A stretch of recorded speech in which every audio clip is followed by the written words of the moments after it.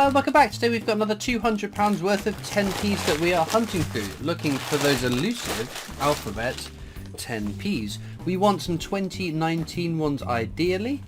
We have got a whole bunch of them. We've got A, C, D, E, F, G, H, I, J, K, L and M, N, O, R, T, U, V and X. So plenty still to get, but the 2019s are so hard to find, so scarce and low minted, that we started a second 2018 book, because although these are still tricky to get, they're not as tricky. We are missing 2 letters to complete this book. We need H for Houses of Parliament and we need T for the drink tea, otherwise coin collection all complete for the second time. So let's get into this bag and see what we get. Okay then, so whilst the coin hunt is ongoing, I'm going to be going through some comments left on my videos. The Strike Your Own has recently changed as well, so I'm going to be going down in March to get the new one. So hold fast, I will announce the dates once it's all been locked in, because I'm excited to be able to go down to get the Dumbledore Strike Your Own. So Mark Thomas says, who on earth is out there stamping out bimetal coins with edge inscriptions? Is it profitable? Boggles the mind. I think that's in response to me having found a fair few fake coins. Is it profitable? It must be, otherwise they wouldn't do it, would they? It'd be a waste of time and effort. Quite how, if you produced, I don't know, £10,000 in fake £2 coins, how you managed to get them all into circulation without arousing suspicions is anyone's guess. I have no idea, if I'm totally honest, because you can't just go to the bank with £1,000 of fake coins and pay them in, because someone would spot it surely. So I have no idea how that works, and I'd be fascinated to know, to be fair. It's Jesse Coins says, that's one thing I disagree with you on, Christopher. I think coloured coins look very tacky. So yes and no. Sometimes they don't look great, but other times they look amazing. So like, take the Winnie the Pooh and Friends, the last of the Winnie the Pooh 50p coins. Oh no, the second one. No, not that one. The first Winnie the Pooh and Friends, which was in the second year of the run.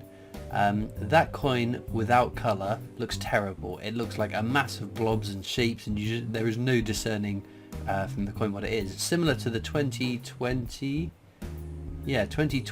Peter Rabbit 50p. Without colour, that looks terrible. With colour, it looks really nice. So there is a balance to be had, and yes, I agree.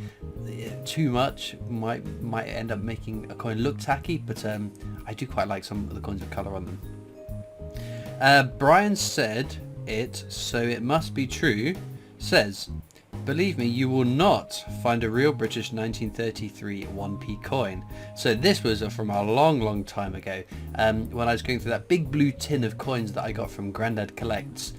So his wife passed it on to me, having moved abroad, because she knew I like coins, and it's a whole tin of coins. He wasn't a coin collector per se, but he was a well-travelled gentleman who had a collection of coins he'd accumulated from his world travels, along with a couple of interesting coins which he'd purchased as an investment rather than as a collection.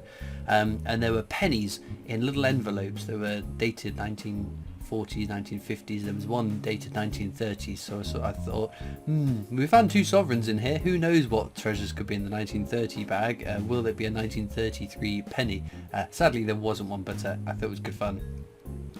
Dave Mason says, why do I enjoy this? It was a £2 coin hunt.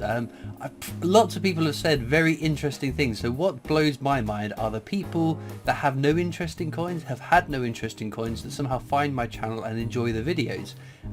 People have likened it to the YouTube channels that open trading card packs or collectibles and things like that. But I think with coin hunting, it's a little bit.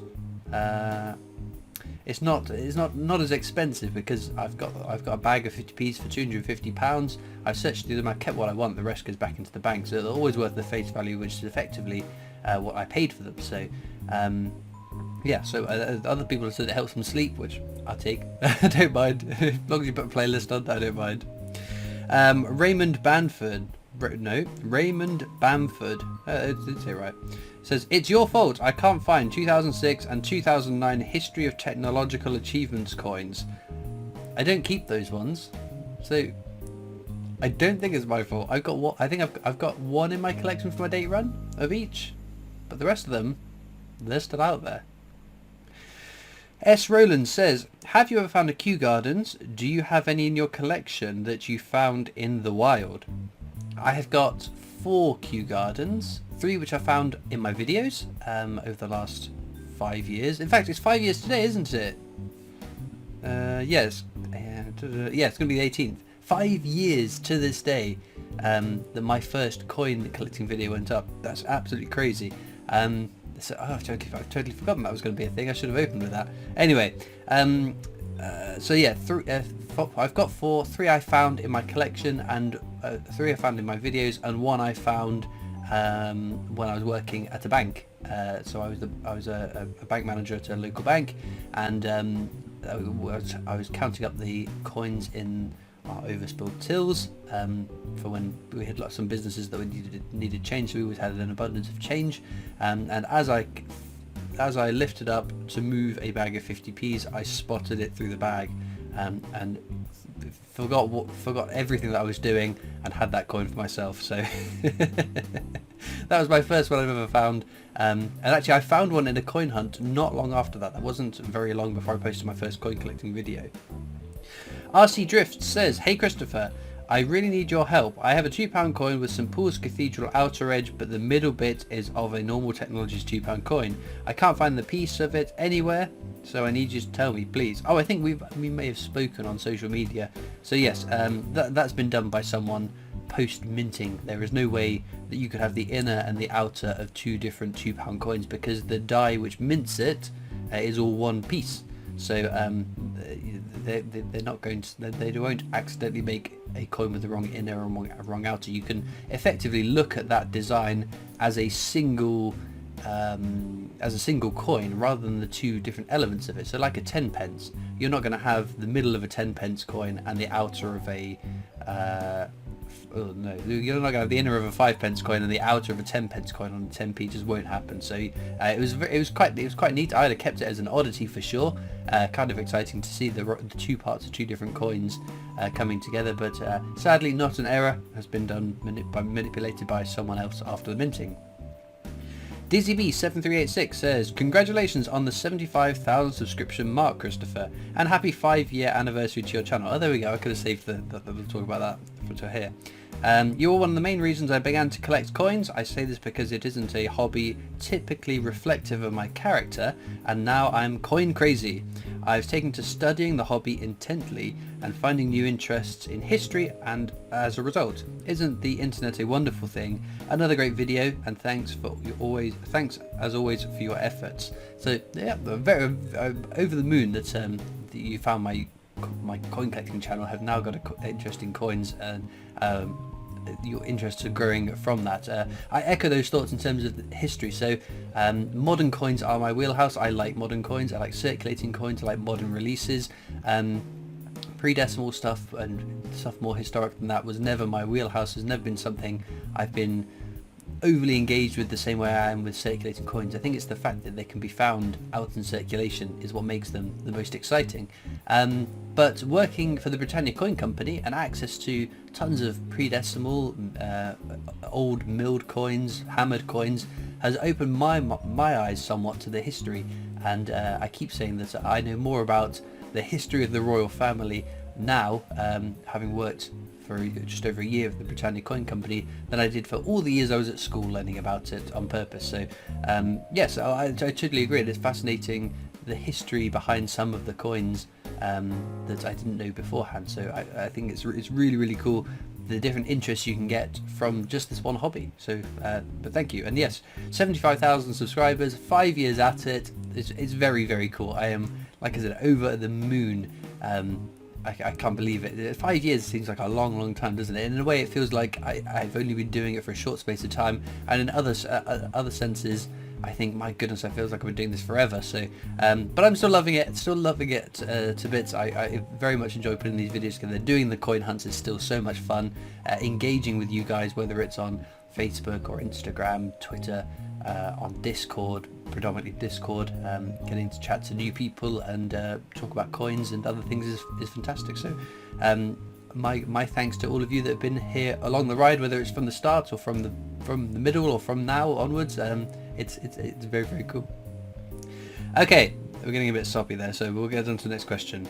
Daryl Morse 7337 says, I think it would be cool to see your pile of Christophers. I assume you mean my Christopher Ironsides rather than Christophers like me. There is only one of me, unfortunately. If there's two of me, I'd have my feet up all day long.